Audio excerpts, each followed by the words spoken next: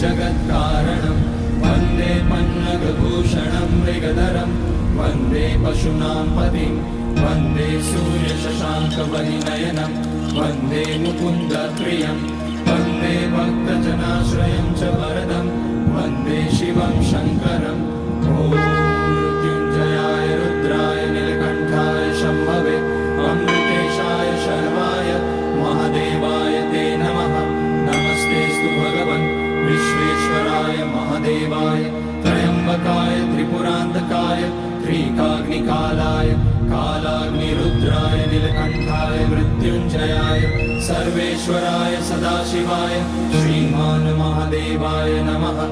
ॐ नमः शम्भवाय च मयोभवाय च नमः शङ्कराय च मयस्कराय च नमः शिवाय च शिवतराय च ॐ त्र्यम्बकं यजामहे सुगन्धिं पुष्टिवर्धनम् उर्वारुकमिव बन्धनान् मृत्योर्मुक्ष्यमामृतात् नागेन्द्रहाराय त्रिलोचनाय भस्माकराय महेश्वराय चन्द्रार्कवैश्वानरलोचनाय तस्मैवकाराय नमः शिवाय यज्ञस्वरूपाय जटाधराय पिनाकहस्ताय सनातनाय दिव्याय देवाय दिगम्बराय तस्मैयकाराय नमः शिवाय पञ्चाक्षरमिदं पुण्यं यः पठेत शिवसन्निधौ शिवलोकमवाप्नोति शिवेन सह मोदते।